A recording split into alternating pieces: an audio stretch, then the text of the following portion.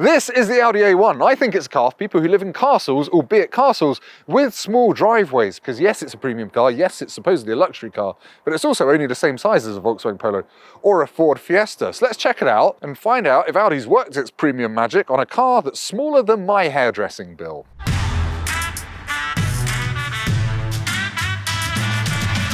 This version of the Audi A1 came out back in 2018, and one of the biggest changes was the design language. Notably those three little divots above the front grille to mimic the Audi Sport Quattro rally car of the 1980s. I'm not sure if that's relevant on a city car, but whatever, it looks posh. It's got that big Audi grille, it's got LED headlights on all models, and also alloy wheels, which you don't get on cars this size as standard most of the time. I think it looks like an Audi A3 that's been shrunk in the wash a little bit. As usual, Audi's done a great job of making it feel posh in here, and it even looks quite interesting too, which is rare for an Audi cabin. I've got these angles on the door, looks quite cool. It feels high-tech as well. I've got a digital dashboard on all models and a pin-sharp infotainment screen, which is slightly angled towards me, and that's got Apple CarPlay and Android Auto. You do have to plug in to use them, but that's fine. Storage is pretty decent as well. I've got some cup holders here. I've got some door bins, which are not felt-lined. Curse you, Audi, stuff's gonna rattle around in there. I've got a big thing here to dump my phone in. Got a USB-A and a USB-C. The only real downside in this cabin is you've got no center armrest as standard. So yeah, you think you're gonna cruise along in your nice German car and lean over and you just fall over like a tree in the wind. It's a bit sad. But anyway, let's check out the back seats and see if they're spacious. Back seat space in the Audi A1 is okay. I've just about got enough knee room. I'm 6'3" and that's in my driving position. I've got enough room for my feet, but a Ford Fiesta has got more knee room.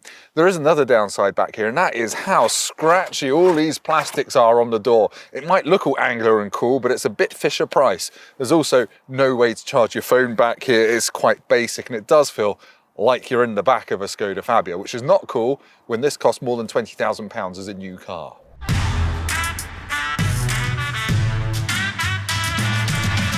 The Audi A1 looks very similar at the back to its bigger brother, the A3. You've got these nice pointy, very bright tail lights, and the boot is pretty bright too in terms of spatial intellect or something. It's 335 litres.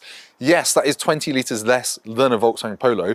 The Fabia is 380 litres, which is ridiculously big for a small car. But anyway, it's an okay space, and you've got quite a lot of storage where you would normally have a spare wheel. That's not very interesting. What is interesting is the Motorpoint Big Boot Challenge. We're going to put some bags in the A1's boot and see what fits.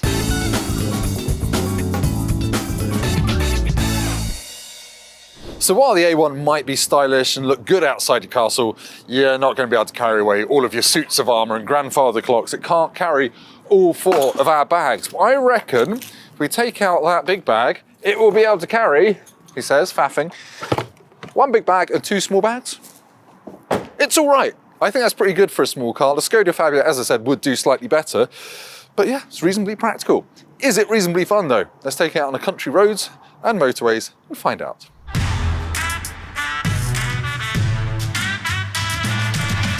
Right, let's go for a drive in the Audi A1. It starts using an old-fashioned key, but so does the Q3 SUV, so that is fine. It's got a manual handbrake, and the manual gearbox is really light and easy to use. It's got a nice light clutch, and that does mean the A1 makes a good first-time driver's car.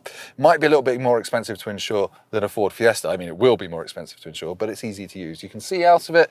It's just dead easy. What is also straightforward is the engine range. It's all petrols, no hybrids, no electrics, just a range of petrols ranging from 1 litre to 2 litre. I would pick one of the 1 litre options. This is the 30 TFSI. It's more than fast enough, decently economical, and it's got an automatic gearbox option as well. So yeah, that's the A1 in a nutshell. Let's get on some dual carriageways and find out if it's refined and if it feels like a big Audi. Cool, I tell you what, this 1 litre engine might not be that big, but it gets you up to 70 miles an hour without any fuss. Now, in terms of refinement, I have got a bit of wind noise and a bit of road noise, but it's a small car. There's not much you can do about that. It is less noisy than a Fiesta, I would say, marginally.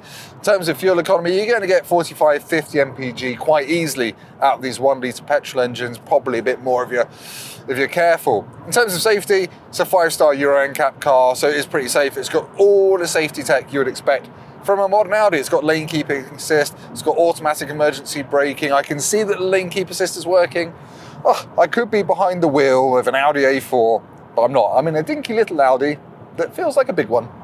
Right, I'm on a twisty, bumpy country road, and the Audi A1 feels reasonably posh, by which I mean the suspension irons off the sharpest edges of the bumps. However, it's not as fun to chuck into a corner as a Ford Fiesta, and even a regular Ford Fiesta feels magic in the corners. The Audi just feels a little bit, dare I say it, efficient and German and not particularly emotional. So yeah, it's not mega fun. And there is a version of the A1 with a 200 horsepower engine, which would rival the Fiesta ST, but it does an engine department only. The chassis is just not as much fun to chuck around as a Fiesta, which is a bit of a shame. And there's no four-wheel drive option on this car either, so don't go expecting that. That was a massive bump, softened it off quite well. So yeah, it feels grown up rather than loutish. But anyway, let's go back to Motorpoint for an outro.